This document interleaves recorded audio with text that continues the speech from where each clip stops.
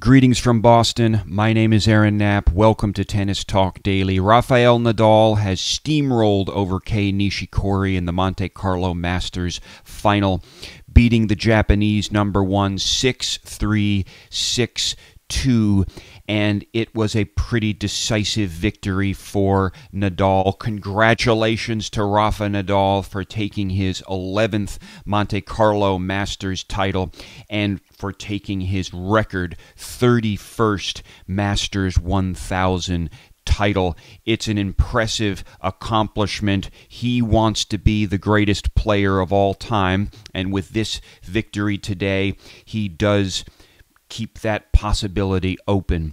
Well, we need to talk about the match. We need to figure out just what happened. We need to figure out why Nishikori couldn't hold up against the great Nadal.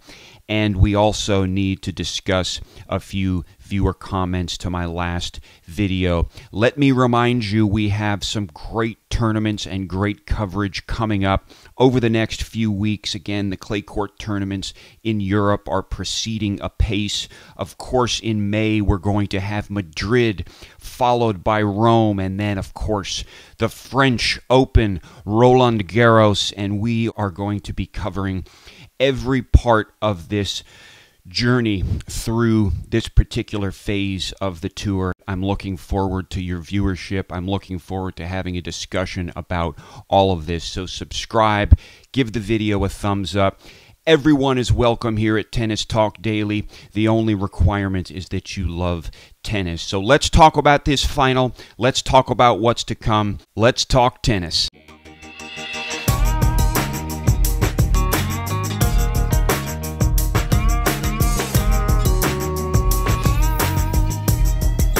Rafael Nadal did win this match.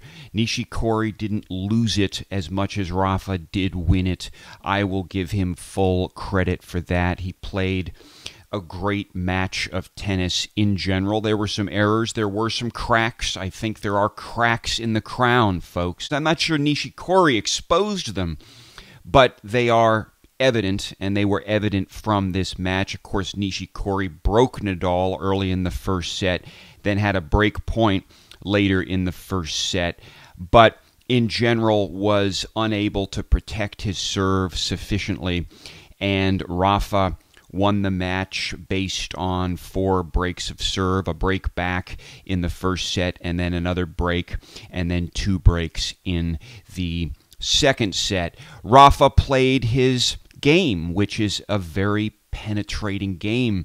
It is a game that involves precise, consistent, dependable ground strokes, amazing depth on so many of the ground strokes, an ability to take those high bouncing balls. Rafa was spicing it up. He was coming up to the net a bit. He was serving quite well. Dependably anyway, and Rafa generally just suffocated Kei Nishikori with the game that Rafa brings, which is something of a slugfest from the baseline. But Kei Nishikori's problem today, or part of his problem, was that he tried to out Nadal. I mean, he was basically addressing Nadal on Nadal's terms. And I'm not sure you can beat Nadal on Nadal's own terms. You have to set a different agenda. You have to dictate play. You can't fall into the slugfests because he will have the advantage in those slugfests. He is a dependable slugger.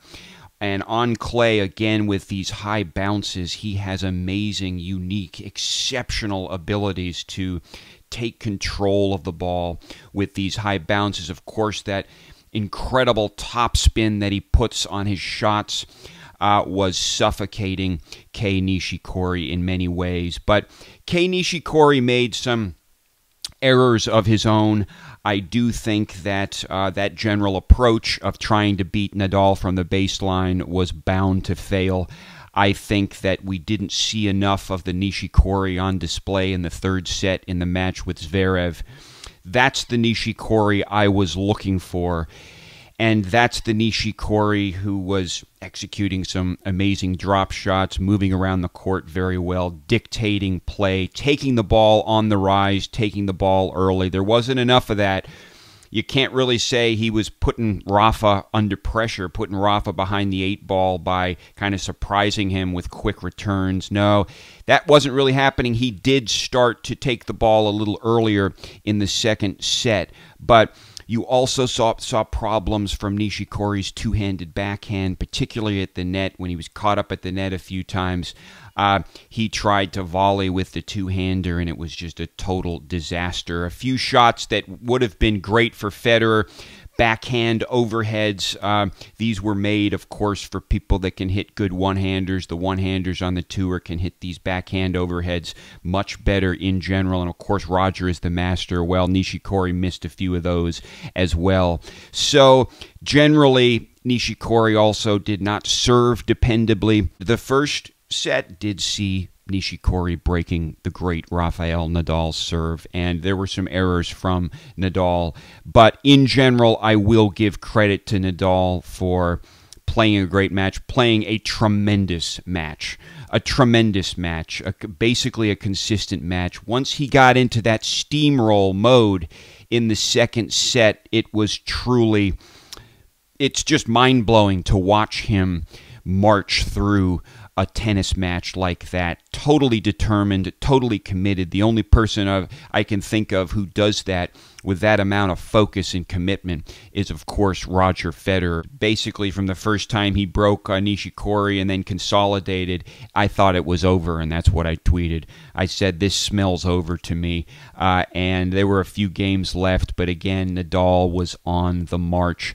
It was a very impressive sight to see. So this kind of dovetails with some of the other points. Of course, I did get some heated comments in response to my last post. I think there are some Nadal fans out there whom I welcome to the channel, incidentally, and I love your comments. I wish we could keep the emotions a little more tempered so that we're not sort of calling each other names and whatnot, because it's not controversial to want a tennis player to lose.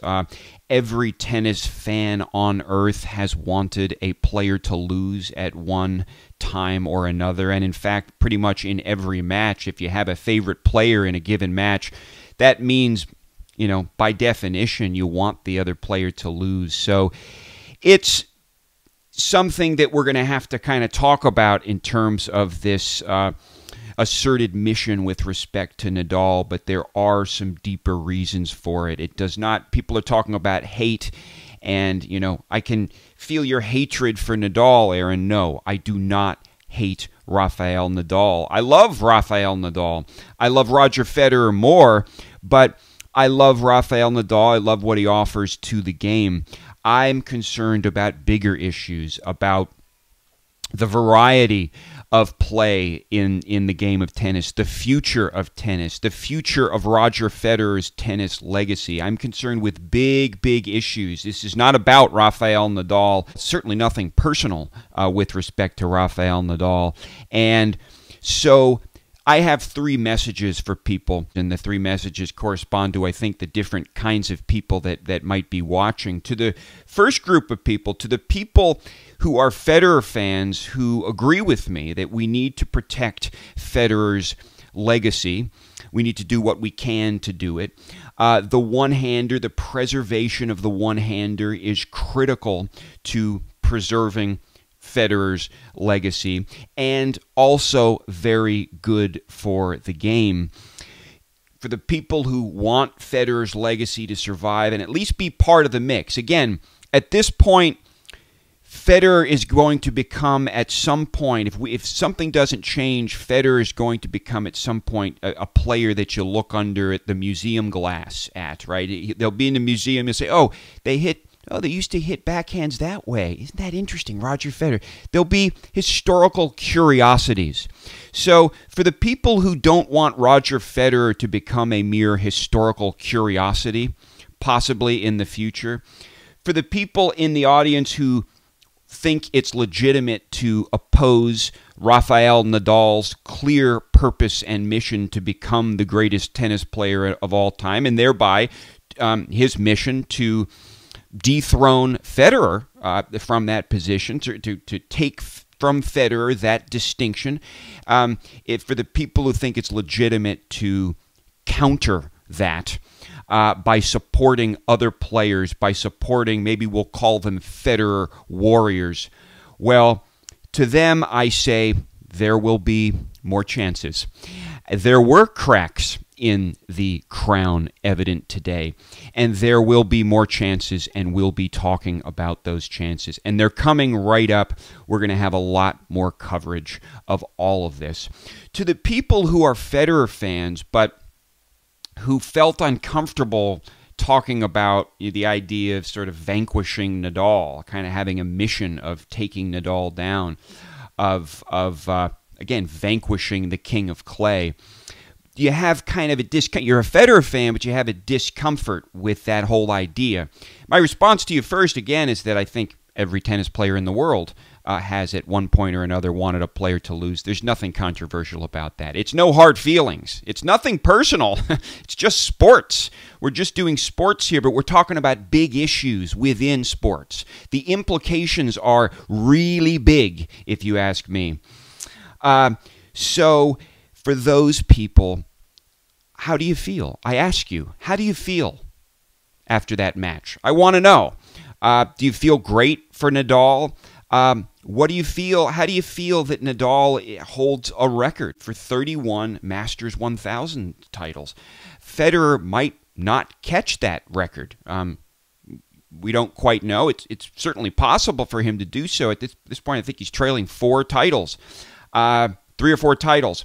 But how do you feel about that? Are you feeling comfortable with that? I mean, maybe that's fine. I want to know how you feel.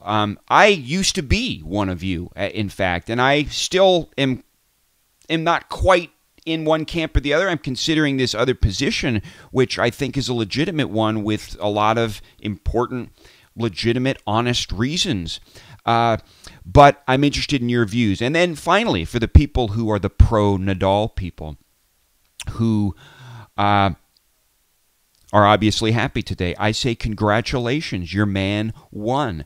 I am really happy that you're happy. I want to remind you, I think you were hoping that Nishikori would lose, right? I mean, weren't you hoping, for the Nadal fans, weren't you hoping that Nishikori would lose? Well, maybe you weren't saying it. Maybe that's not how you were articulating it, but that's the pretty much the commitment that you make if you're going to root for one player over another. You're sort of hoping that the other player loses. That's all right. I don't fault you for that. But I want to congratulate you. He is a great player. And for those of you who are talking about me sort of hating Nadal, it really is untrue. It's totally false. I don't hate Nadal. Watching him today was a pleasure. He played great. He was the best player on the court today, for sure. And I have nothing but admiration for him. This is about bigger issues, much bigger issues. And I want to continue talking about those issues in respectful, civil terms with all of you. So let's do this. A lot more to come. Again, congratulations to Nadal for a very impressive victory today. And we wait in anticipation of further developments on the clay courts this spring, and we will be covering it, and we will be following those players who can give Rafael Nadal a run for his money. So, peace be with you. I will be talking with you soon. Bye.